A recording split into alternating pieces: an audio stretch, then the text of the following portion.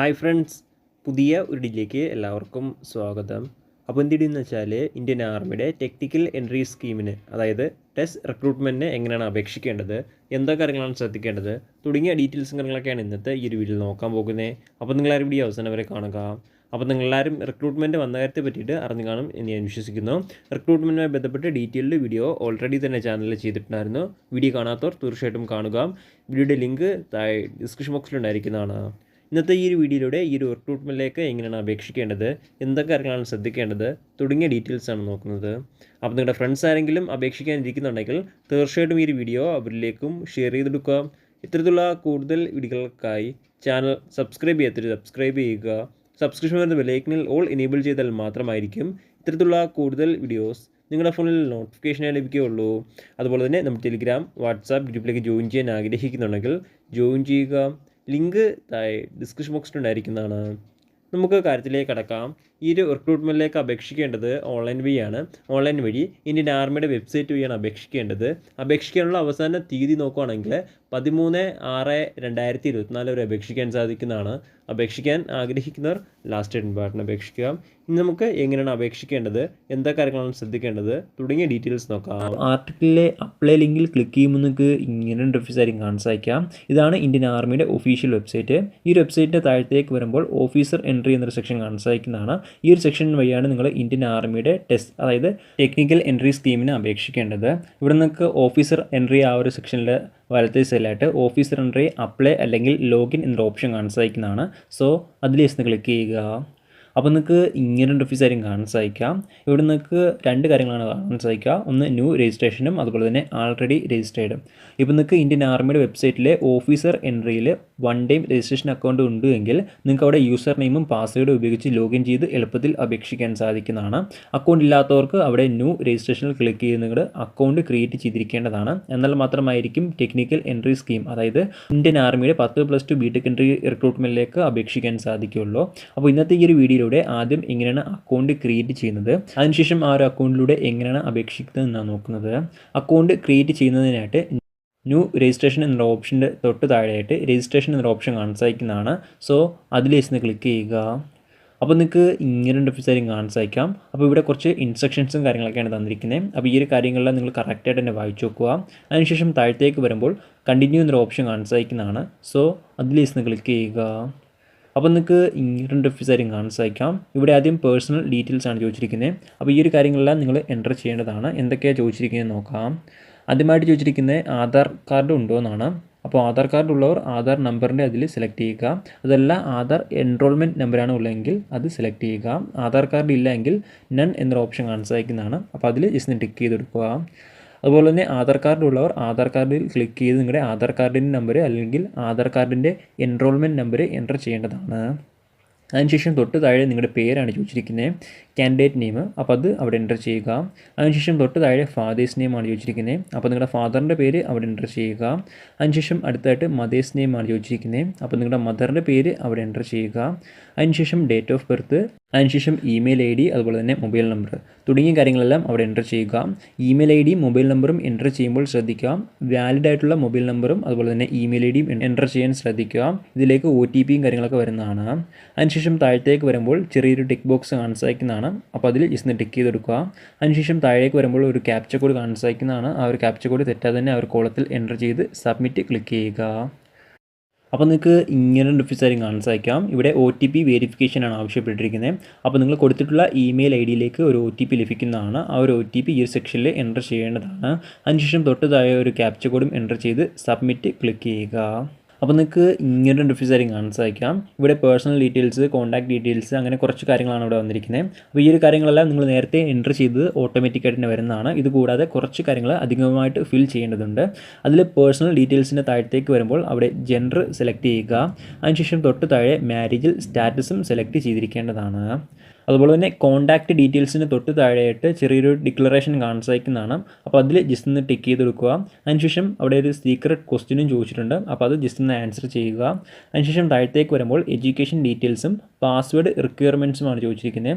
അപ്പോൾ അതിൽ ആദ്യം നിങ്ങൾ എഡ്യൂക്കേഷൻ ഡീറ്റെയിൽസ് ഫില്ല് ചെയ്യുക. അവിടെ നിങ്ങളുടെ 10ാം ക്ലാസ്സിൻ്റെ ബോർഡ്, അതുപോലെ തന്നെ 10th സർട്ടിഫിക്കറ്റിൻ്റെ നമ്പർ, അതുപോലെ തന്നെ സർട്ടിഫിക്കറ്റ് അപ്ലോഡ് ചെയ്യാനൊക്കെയാണ് ആവശ്യപ്പെട്ടിരിക്കുന്നത്. അപ്പോൾ അത് നിങ്ങൾ അപ്ലോഡ് ചെയ്യുക. അതിനുശേഷം ഏറ്റവും താഴത്തേക്ക് വരുമ്പോൾ എലിജിബിൾ ക്വാളിഫിക്കേഷൻ ആണ് ചോദിച്ചിരിക്കുന്നത്. അപ്പോൾ നിങ്ങളുടെ അവിടെ ക്വാളിഫിക്കേഷൻ അവിടെ സെലക്ട് ചെയ്യുക. അതിനുശേഷം നിങ്ങൾ പാസ്ഡ് ആണെങ്കിൽ, അതായത് പഠിച്ച് കഴിഞ്ഞുവെങ്കിൽ പാസ്ഡ് സെലക്ട് ചെയ്യുക. അതല്ല പഠിക്കുകയാണെങ്കിൽ അപ്പിയറിംഗ് സെലക്ട് ചെയ്യുക. അതിനുശേഷം താഴത്തേക്ക് വരുമ്പോൾ ഡേറ്റ് ഓഫ് എൻറോൾമെൻ്റ് ആണ്, അത് ഓപ്ഷണലാണ്, ഉള്ളവർ മാത്രം ചെയ്താൽ മതി. അതിനുശേഷം താഴത്തേക്ക് വരുമ്പോൾ പാസ്വേഡ് റിക്വയർമെൻറ്റ്സിൽ അവിടെ നിങ്ങളുടെ പാസ്വേഡ് എൻ്റർ ചെയ്യുക.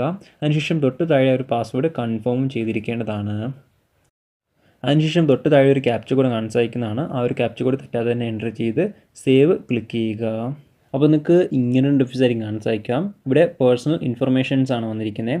അപ്പോൾ നിങ്ങൾ നേരത്തെ എൻ്റർ ചെയ്ത ഡീറ്റെയിൽസും കാര്യങ്ങളെല്ലാം ഇവിടെ ഓട്ടോമാറ്റിക്കായി തന്നെ വരുന്നതാണ്. ഇതെല്ലാം നിങ്ങൾക്ക് മറ്റെന്തെങ്കിലും ഡീറ്റെയിൽസ് ആഡ് ചെയ്യാനുണ്ടെങ്കിൽ താഴത്തേക്ക് വരുമ്പോൾ അപ്ഡേറ്റ് എന്നൊരു ഓപ്ഷൻ കാണിച്ചയക്കുന്നതാണ്. അതിൽ ക്ലിക്ക് ചെയ്ത് നിങ്ങൾക്ക് അപ്ഡേറ്റ് ചെയ്യാൻ സാധിക്കുന്നതാണ്. അതിനുശേഷം മുകളിലേക്ക് വരുമ്പോൾ കമ്മ്യൂണിക്കേഷൻ ഡീറ്റെയിൽസ് എന്നൊരു ഓപ്ഷൻ കാണിച്ചയക്കുന്നതാണ്. അപ്പോൾ അതിൽ ക്ലിക്ക് ചെയ്ത് നിങ്ങളുടെ അഡ്രസ്സും അതുപോലെ തന്നെ നിങ്ങളുടെ സ്റ്റേറ്റ്, പിൻകോഡ് തുടങ്ങിയ കാര്യങ്ങളെല്ലാം അവിടെ എൻ്റർ ചെയ്യേണ്ടതാണ്. അതുപോലെ തന്നെ ഇവിടെ പെർമനൻറ്റ് അഡ്രസ്സ്, കറസ്പോണ്ടൻറ്റ് അഡ്രസ്സ് തുടങ്ങിയ 2 അഡ്രസ്സും ചോദിച്ചിട്ടുണ്ട്. അപ്പോൾ ഈ ഒരു 2 അഡ്രസ്സും നിങ്ങൾ എൻ്റർ ചെയ്യേണ്ടതാണ്. ഇതല്ല 2 അഡ്രസ്സും സെയിം ആണെങ്കിൽ കറസ്പോണ്ടൻറ്റ് അഡ്രസ്സിന് തൊട്ട് താഴെ സെയിം ആസ് പെർമനൻറ്റ് അഡ്രസ്സ് എന്നൊരു ബോക്സ് കാണിച്ചയക്കുന്നതാണ്. അപ്പോൾ സെയിം ആണെങ്കിൽ അതിൽ ജസ്റ്റ് ഒന്ന് ടിക്ക് ചെയ്ത് കൊടുത്താൽ മാത്രം മതി.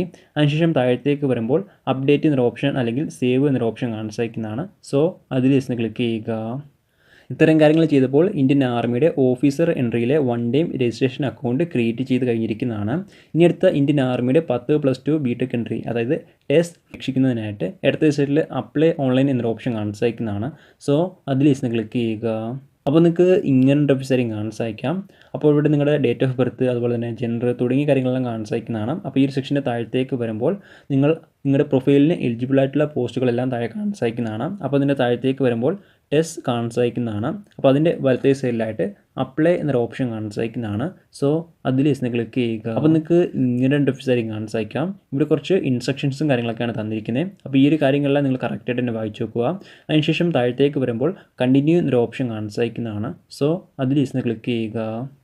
അപ്പോൾ നിങ്ങൾക്ക് ഇങ്ങനെ ഇൻ്റർഫേസ് കാണിച്ചയക്കാം. ഇവിടെ പേഴ്സണൽ ഇൻഫർമേഷൻസ് ആണ് വന്നിരിക്കുന്നത്. ഓട്ടോമാറ്റിക്കായി തന്നെ ഡീറ്റെയിൽസ് എല്ലാം വരുന്നതാണ്. ഇവിടെ നിങ്ങളുടെ ആദ്യം നാഷണാലിറ്റി, 5ാമത്തെ ഓപ്ഷനായ നാഷണാലിറ്റി സെലക്ട് ചെയ്യുക. അതിനുശേഷം നിങ്ങളുടെ ഫോട്ടോയും സിഗ്നേച്ചറും ഈ ഒരു സെക്ഷനിൽ അപ്ലോഡ് ചെയ്യേണ്ടതാണ്. മെയിനായിട്ടും 3 കാര്യങ്ങളാണ് ഈ ഒരു സെക്ഷനിൽ ചെയ്യേണ്ടത്. അതിനുശേഷം സേവ് ആൻഡ് കണ്ടിന്യൂ എന്നൊരു ഓപ്ഷൻ കാണിച്ചയക്കുന്നതാണ്. സോ അതിൽ ജസ്റ്റ് ക്ലിക്ക് ചെയ്യുക. അപ്പോൾ നിങ്ങൾക്ക് ഇങ്ങനെ ഇൻ്റർഫേസ് കാണിച്ചയക്കാം. ഇവിടെ കമ്മ്യൂണിക്കേഷൻ ഡീറ്റെയിൽസ് ആണ്. അപ്പോൾ നിങ്ങളുടെ അഡ്രസ്സ്, പിൻകോഡ്, അതുപോലെ തന്നെ സ്റ്റേറ്റ്, ഡിസ്ട്രിക്റ്റ് തുടങ്ങിയ കാര്യങ്ങളെല്ലാം ഇവിടെയും എൻ്റർ ചെയ്യേണ്ടതാണ്. അതിനുശേഷം നിങ്ങൾ സെയിം ആണ് എങ്കിൽ അവിടെ കറസ്പോണ്ടൻറ്റ് അഡ്രസ്സിൻ്റെ തൊട്ട് താഴെ സെയിം ആസ് പെർമനൻറ്റ് അഡ്രസ്സ് എന്നൊരു ഓപ്ഷൻ കാണിച്ചയക്കുന്നതാണ്. അപ്പോൾ അതിൽ ജസ്റ്റ് ഒന്ന് ടിക്ക് ചെയ്ത് കൊടുത്താൽ മാത്രം മതി. അതിനുശേഷം നിങ്ങളുടെ അഡ്രസ്സ് എല്ലാം അവിടെ ഓട്ടോമാറ്റിക്കായിട്ട് വരുന്നതാണ്. അതിനുശേഷം നിങ്ങൾ താഴത്തേക്ക് വരുമ്പോൾ വലത്തേ സൈഡിൽ സേവ് ആൻഡ് കണ്ടിന്യൂ എന്നൊരു ഓപ്ഷൻ കാണിച്ചയക്കുന്നതാണ്. സോ അതിൽ ജസ്റ്റ് ക്ലിക്ക് ചെയ്യുക. അപ്പോൾ നിങ്ങൾക്ക് ഇങ്ങനെ ഇൻ്റർഫേസ് കാണിച്ചയക്കാം. ഈ ഒരു സെക്ഷനിൽ എഡ്യൂക്കേഷൻ ഡീറ്റെയിൽസ് ആണ് ഫിൽ ചെയ്യേണ്ടത്. ഇതിൽ ആദ്യമായിട്ട് ചോദിച്ചിരിക്കുന്നത് mark obtained in PCM in class 12th, അതായത് +2 ഫിസിക്സ്, കെമിസ്ട്രി, മാത്തമാറ്റിക്സ് തുടങ്ങിയ സബ്ജക്റ്റുകൾക്ക് ലഭിച്ച മാർക്ക് എൻ്റർ ചെയ്യാനാണ് ആദ്യം ആവശ്യപ്പെട്ടിരിക്കുന്നത്. അപ്പോൾ അവിടെ നിങ്ങൾ എൻ്റർ ചെയ്യുക. ഫിസിക്സിൽ ടോട്ടൽ എത്ര മാർക്കിനായിരുന്നു, അതുപോലെ തന്നെ എത്ര മാർക്ക് ലഭിച്ചു, അതിൻ്റെ ഡീറ്റെയിൽസും കാര്യങ്ങളെല്ലാം 3 സബ്ജക്റ്റിൻ്റെയും അവിടെ എൻ്റർ ചെയ്യുക. അതിനുശേഷം വലത്തേ സൈഡിലായിട്ട് നിങ്ങളുടെ എഡ്യൂക്കേഷൻ ഡീറ്റെയിൽസ് ആണ്. അപ്പോൾ അവിടെ നിങ്ങളുടെ എഡ്യൂക്കേഷൻ ക്വാളിഫിക്കേഷൻ സെലക്ട് ചെയ്യുക. അതിനുശേഷം ബോർഡ് സെലക്ട് ചെയ്യുക. അതിനുശേഷം തൊട്ട് താഴെ അതർ ബോർഡ് ആണെങ്കിൽ അതർ ബോർഡ് അവിടെ സെലക്ട് ചെയ്യുക. അതിനുശേഷം നിങ്ങൾ ടൈപ്പ് ഓഫ് സ്കൂളാണ്. അപ്പോൾ അവിടെ നിങ്ങൾ ഏതെങ്കിലും മിലിറ്ററി സ്കൂളാണ് പഠിച്ചിട്ടുള്ളതെങ്കിൽ അത് അവിടെ സെലക്ട് ചെയ്യുക. അതല്ല എങ്കിൽ നിങ്ങൾ അതേഴ്സ് സെലക്ട് ചെയ്യുക. അതേഴ്സ് സെലക്ട് ചെയ്യുന്നവർ തൊട്ട് താഴെ ആ ഒരു സ്കൂൾ നെയിമും എൻ്റർ ചെയ്തിരിക്കേണ്ടതാണ്. അതിനുശേഷം താഴത്തേക്ക് വരുമ്പോൾ NDA കോഴ്സ് എന്നാണ് ചോദിച്ചിരിക്കുന്നത്. അപ്പോൾ അവിടെ നിങ്ങൾ പാരലായിട്ട് എന്തെങ്കിലും NDA കോഴ്സിന് അപ്ലൈ ചെയ്തിട്ടുണ്ടെങ്കിൽ അവിടെ യെസ് ക്ലിക്ക് ചെയ്യുക. അപ്ലൈ ചെയ്തിട്ടില്ല എങ്കിൽ നോ ക്ലിക്ക് ചെയ്യുക. അതിനുശേഷം അവിടെ വലത്തേ സൈഡിലായിട്ട് JEE മെയിൻസിൻ്റെ ഡീറ്റെയിൽസ് ആണ് ചോദിച്ചിരിക്കുന്നത്.